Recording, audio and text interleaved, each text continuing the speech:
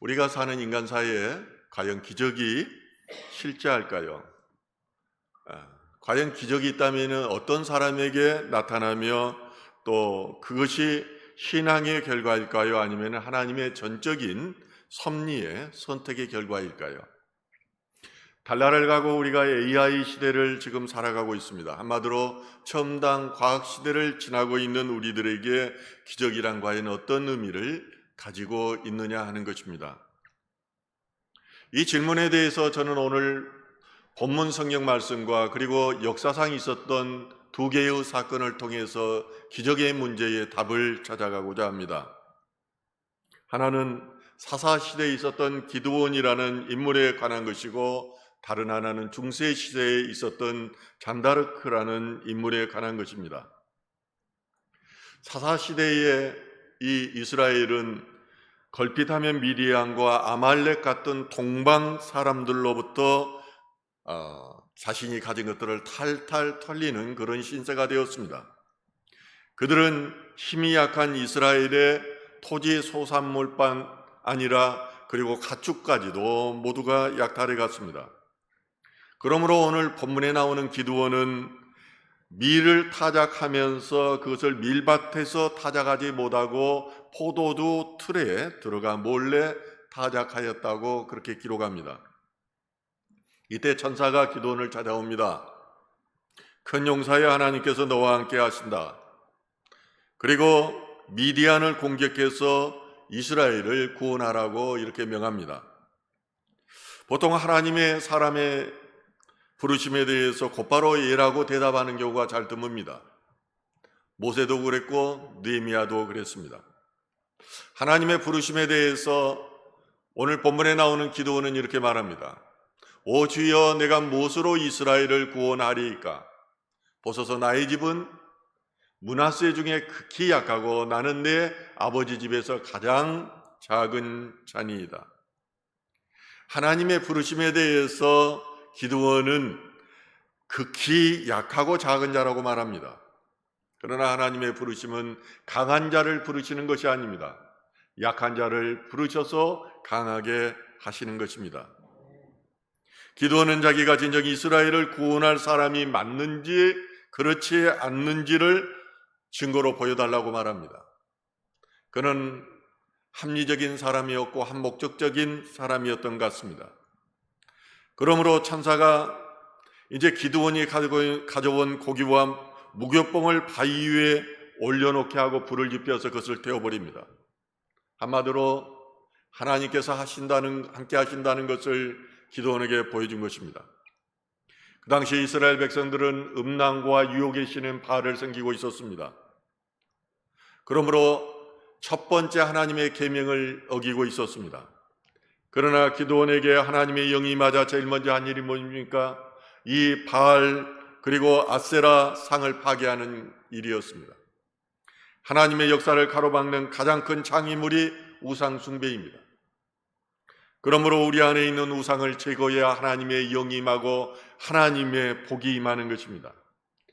우상을 제거하자 어떻게 합니까? 세상 사람들은 이제 기드온을 찾아와서 그를 죽이자고 합니다. 그러자 그의 아버지 요아스가 이렇게 말합니다. 요아스가 자기를 둘러서 모든 자에게 이르되 너희가 바알을 위하여 다투느냐? 너희가 바알을 구원하겠느냐? 그를 위하여 다투는 자는 아침까지 죽음을 당하리라. 바알이 과연 신일진데 그의 제단을 파괴하였은즉 그가 자신을 위해 다툴 것이니라. 이제 바알이 살아있는 신이라면 그가 기드온을 알아서 그를 처단할 것이라는 것입니다. 그런데 며칠이 지나도 기드온이 아무 일이 생기지 않는 것입니다. 죽기는커녕 멀쩡한 것입니다. 이것을 본 백성들은 바알이 참신이 아니라는 것을 깨닫게 되었습니다. 그리고 이제 기드온에게는 별명이 부른데 그것이 바로 여룻바알입니다. 바알이 그와 맞설 것이라는 의미를 가지고 있습니다. 이방 신상을 회파한 기드온에게 하나님의 영이 임했습니다. 기드온은 이제 하나님의 영이 임하자 하나님의 사명을 감당하게 합니다. 온 이스라엘 땅에 전령을 보내서 하나님의 성전을 위해서 모이라고 소집한 것입니다.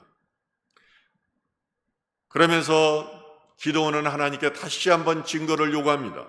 이 전쟁에 우리가 승리할 것입니까? 승리한다면 그것을 보여주옵소서. 보통 우리는 세상의 문제 앞에 설 때 이렇게 하나님께 기도하는 경우가 많습니다. 그런데 가장 확실한 응답은 하나님께서 음성으로 들려는 것입니다. 그리고 때로는 보여주시기도 합니다. 그런데 그 음성이라는 것이 마음의 음성이 있습니다. 마음의 음성은 사단이 주는 경우가 많이 있습니다. 그렇기 때문에 영적 분별력을 받고 여기에 대해서 속지 말아야 됩니다. 때로는 저도 수없이 기도할 때 하나님 증거를 보여주십시오라고 이런 기도를 합니다. 그런데 마귀는 이것을 속이는 경우가 있습니다. 그 증거도 자기 마음속에서 우러나서 그 증거로 나타나는 경우가 있습니다. 그런데 오늘 본문에 나와 있는 증거는 확실한 증거였습니다. 양털은 이슬에 축축하게 하면서도 동시에 주변 땅은 말라있게 해달라는 것이었는데 이것이 그대로 이루어진 것입니다. 물리적 세계에 있어서 이런 현상은 나타나기가 힘듭니다. 그런데 이제 기드온은 다시 생각하는 것입니다. 이게 우연으로 혹시 이렇게 된 것이 아닐까? 그래서 다시 한번 하나님께 요구를 하는데 오늘 본문 39절과 40절은 이렇게 말하고 있습니다. 기드온이 또 하나님께 여쭈되 주여 내게 놓아져 마옵소서. 내가 이번만 말하리이다. 고함나니 내게 이번만 양털로 시험하게 하소서. 원하건대 양털만 마르고 그 주변 땅에 다 이슬이 있게 하옵소서 하였더니 그 밤에 하나님이 그대로 행하시니 곧 양털만 마르고 그 주변 땅에는 다 이슬이 있었더라. 하나님께서는 어떤 부르심과 일하심이 있을 때 한 번에 해주는 것이 아니라 2번 내지 3번에 걸쳐서 그 말씀을 주시거나 확답을 주신 것입니다.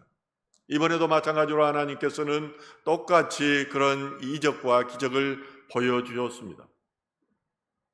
이처럼 기도는 하나님을 시험하고 또 시험하며 자신에게 일어나고 있는 이 신비스러운 현상들이 하나님께로부터 오는 것인가를 확인하였습니다. 이제 군대들을 소집하였는데 3만 2천이 모였습니다. 미디안 군대는 13만 5천이었습니다. 그들은 훈련된 병력이었고 이제 이스라엘 병력들은 농사를 짓다가 갑자기 소집된 그런 훈련되지 않는 병사들이었습니다. 병력으로도 게임이 되지 않습니다. 그런데 하나님께서는 뭐라고 말합니까? 이제 너무 군대 수가 많으니 겁이 많은 그런 겁먹은 사람들을 제하고 1만 명만 남기라고 합니다. 이제 겁 많은 사람들을 내보내고 이제 1만 명만 남았습니다. 그러자 하나님께서 다시 말합니다. 이 중에서 또 걸으라는 것입니다. 그런데 개울가로 가서 물을 마실 때에 무릎을 꿇고 마시는 사람, 그리고 이 사람들을 돌려보내고 손으로 물을 떠서 마시는 사람, 이 사람들만 남기라는 것입니다. 왜 그럴까요? 조심스럽게 적이 오는지를 살피면서 경계하면서 하는 믿음의 사람들을 남기라는 것입니다. 이렇게 해서 남은 사람이 바로 300이었습니다. 이것은 무엇을 말합니까? 300대 13만 5천이라는 것은 도저히 우리의 인간의 이성과 숫자적인 개념으로 이길 수 없는 전쟁이라는 것을 말해주고 있습니다. 이 전쟁은 하나님이 하는 전쟁이라는 것입니다. 기드온과 300용사가 어떻게 전쟁을 치릅니까? 어둠을 틈타서 미디안 진영을 공격합니다. 이때도 준비해둔 단지를 깨뜨리고 숨겨뒀던 횃불을 불며 나팔을 불며 나아갑니다. 자다가 깬 미디안 군들은 어둠 속에서 갑작스러운 나팔 소리에 횃불에 놀라서 자기 편끼리 싸웁니다. 그리고 어떤 사람들은 전쟁에 패한 것을 알고 도망가기 시작했습니다. 이에 온 이스라엘이 힘을 모아 공격함으로 이스라엘의 대승으로 끝나게 되었습니다. 성경은 사사 기드온에 관해서 기록하면서 천사의 방문을 포함해서 기적의 과정들을 다른 사사들에 비해서 비교적 소상하게 기록하고 있습니다. 그 이유는 무엇입니까? 우리에게 교훈을 주게 한 것입니다. 전쟁이 사람의 힘과 의지와 능력으로 되는 것이 아니라는 것입니다. 여러분들의 삶의 문제들이 여러분의 능력으로 되는 것이 아니라는 것입니다.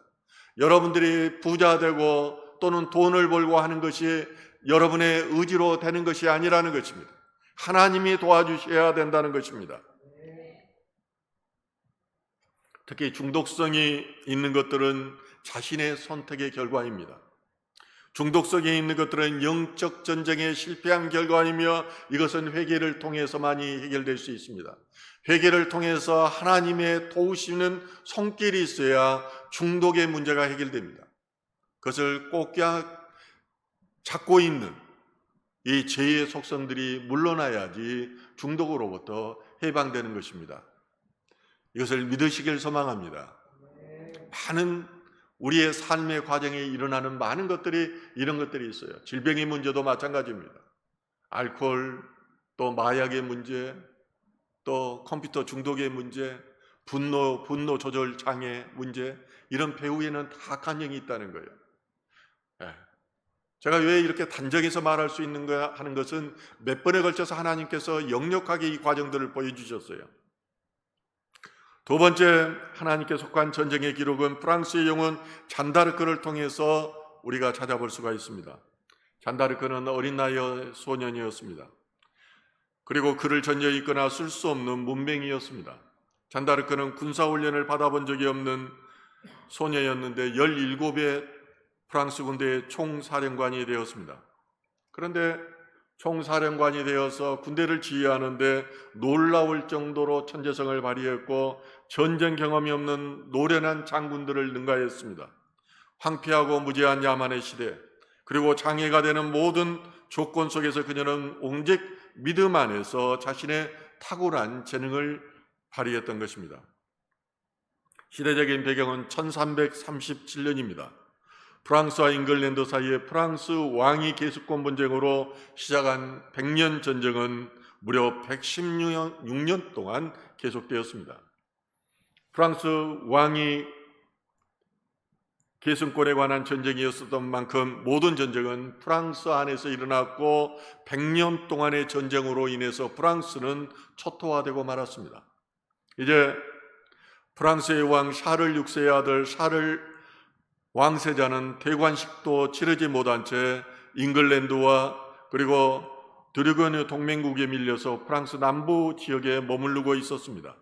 이제 실질적으로 프랑스의 왕권은 영국에 넘어간 거나 마찬가지였던 상황입니다. 이때 나타나는 것이 잔다르크입니다. 프랑스 남부 지역 동레미에서 한 농부의 딸로 태어난 잔다르크는 어렸을 때부터 신앙이 돈독했습니다. 그리고 16살쯤에 천사의 계시를 받게 됩니다. 대천사 마카엘로부터 발로아 왕과의 왕사제를 도와 프랑스를 침범한 잉글랜드를 몰아내고 프랑스를 구하라는 음성을 들었던 것입니다. 잔다르크는 왕세자에게 충성하고 있는 보쿨 레르의 군사령관을 찾아가서 자신의 이야기를 합니다. 그러나 잘 믿어주지를 않습니다. 그러나 계속 설득해서 6명의 기사를 받게 됩니다. 그리고 이제 왕자를 찾아가는데 걸어서 신용까지 10하루 동안 걸어갔습니다. 샤를 왕세자는 이 잔다르크의 접견을 허락하면서 자신의 신분을 속였습니다. 다른 사람을 왕세자의 자리에 앉히고 자신은 평범한 사람으로 다른 자리에 앉아 있었는데 잔다르크는 단번에 왕세자를 알아봅니다. 그리고 그 애를 찾아가 무릎을 꿇었습니다. 그리고 천사의 계시를 받아 잉글랜드 세력을 축출하고 왕세자가 왕으로 즉위할수록 돕기에 왔다고 말을 합니다. 많은 신문과 시험 끝에 샤를 왕세자의 인정을 받고 병력을 지원받았을 뿐만 아니라 이제 그 총사령관이 되어서 그가 전투에 나가게 됩니다. 잔다르크라는 영화에서도 보면은 그가 하얀 옷을 입고 제일 전면에서 나서서 싸우는 것을 볼 수 있습니다. 잔다르크는 프랑스 병사들에게 승리의 여신이었습니다. 행운의 여신이었고 전투의 마스코트였습니다. 흰 옷을 입고 깃발을 높이 들고 병사들 앞에서 직접 전투를 지휘했습니다. 그녀가 이끄는 프랑스 병사들은 치솟는 사기로 가는 곳마다 승리의 승기를 더하였습니다. 그래서 프랑스는 랭스 지역을 차지하고 마침내 샤를 왕세자의 대관식을 올릴 수가 있었던 것입니다. 이로써 샤를 왕세자는 샤를 7세로 프랑스 왕으로 인정받게 되었으며 잉글랜드에 속주했던 프랑스는 더 이상 속주로 남아있지 않고 오늘날의 프랑스가 된 것입니다. 그러나 잔다르크가 18살 때 콩피아누에 출정해서 전투를 벌이다가 이제 포로가 됩니다. 그리고 그녀는 7번에 걸친 재판 끝에 마녀, 이교도 그리고 우상숭배 숭배의 죄를 뒤집어쓰고 화형에 처해졌습니다. 25년 후에야 잔다르크의 명예회복 재판이 열렸습니다. 샤를 7세는 100년 전쟁이 끝난 후에 잔다르크의 마녀 혐의를 풀어주었던 것입니다. 잔다르크에게는 예언하는 능력이 있었습니다. 정확히 어떤 일이 언제 어디서 일어날지, 관계되는 사람이 누구인지 이름까지도 예언했습니다. 그리고 그 예언은 언제나 그대로 이루어져 있습니다. 잔다르크는 자신의 왕에게 가서 사령관이 되어 잉글랜드의 결박을 끌어버리고 그 다음 해에 랭스에서 왕의 대관식을 갖게 될 거라고 했는데 그대로 되었습니다. 자신이 언제 어떻게 죽을 것인가를 예언했는데 그 예언도 그대로 맞았습니다. 또한 재판을 받으면서도 7년 안에 잉글랜드는 오클레앙 전투의 패배보다도 더 큰 패배를 당할 것이라고 예언했는데 정말로 그대로 되었습니다. 잔다르크는 신앙심이 매우 깊었고 자신이 매일 천사와 대화를 한다고 말했습니다. 천사들이 자신에게 조언과 위로를 주고 용기를 북돋아 주는 하나님의 명령을 전해준다고 그렇게 말했습니다. 자신이 보는 환상과 듣는 음성들이 하늘에서 온 것임을 어린아이처럼 믿었습니다. 어떤 유험도 자네 가슴에서 충성을 사라지게 할 수는 없었습니다. 아름답고 순수하고 사랑스러운 성품을 지녔던 것입니다. 재판 기록을 보면은 그녀에 관한 이런 성품들이 그대로 드러나져 있습니다. 신앙생활이라는 것은 보이지 않는 것을 믿는 것입니다. 보이지 않는 것의 대표적인 것이 영이고 하나님인데요, 영은 또한 천사이고 사단 마귀입니다. 이건들의 실제와 일하심을 믿지 않으면 남는 것은 율법밖에 없습니다. 율법은 도덕법입니다. 율법은 외식과 정죄의 형태로 나타나는 되어 있습니다. 말은 하나님을 믿는다고 하지만은 은혜와 진리를 율법으로는 알 수도 없고 율법으로는 자기 의만이 드러나게 되어 있는 것입니다. 그런데 성경은 보이는 것이 가짜이고 진짜는 보이지 않는 것이라고 말합니다. 보이지 않는 것이 본질인 것입니다. 그러나 많은 성도들은 보이지 않는 것을 믿지를 못합니다. 저도 조금 전에도 기도하면서 하나님이 나를 향해서 바라보고 있다는 것을 느낌으로 느껴집니다. 그렇기 때문에 내 생각 가운데에 불안한 마음이 들어왔다가도 그 마음이 한꺼번에 사라지는 것입니다. 하나님이 어떻게 이렇게 많은 사람들에게 단 사람 한 사람을 지켜볼 수 있다고 생각하십니까? 그러나 하나님은 개인적입니다.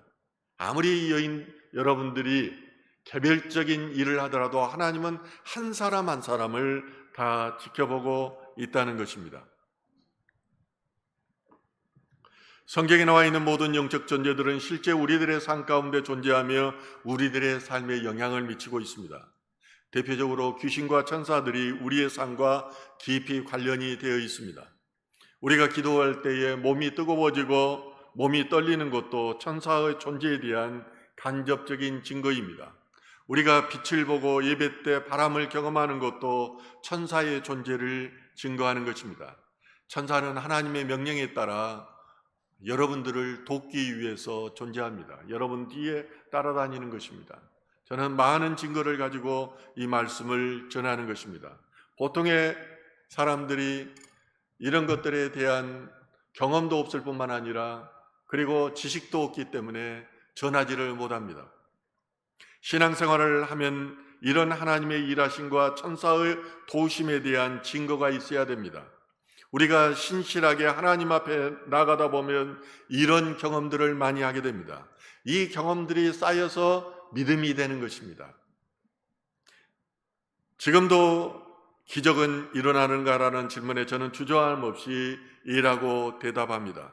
그렇지 않다면 어떻게 다니엘이나 사도 바울과 같은 인물들이 죽음을 두려워하지 않고 신앙을 지킬 수 있었겠습니까? 어떻게 스데반 집사나 루터와 같은 인물들이 죽음 앞에 그렇게 당당히 맞설 수 있었겠느냐는 것입니다. 루터는 그의 주장을 처리하지 않으면 화형에 처한다는 그 마지막 순간까지도 그는 진리 앞에서 굴복하지 않았습니다. 신앙의 인물들은 한결같이 살아계신 하나님의 기적을 경험한 사람들입니다. 한 번도 아니고 계속해서 하나님의 기적을 경험함으로 그것이 믿음이 된 것입니다. 이러한 믿음이 죽음을 능가하는 확고한 믿음이며 우리를 천국으로 인도하는 살아있는 믿음인 것입니다. 추석절을 맞이하여 하나님의 도우시는 손길을 경험하고 이를 가족과 이웃에게 증거하는 저와 여러분 되기를 주님의 이름으로 축원합니다.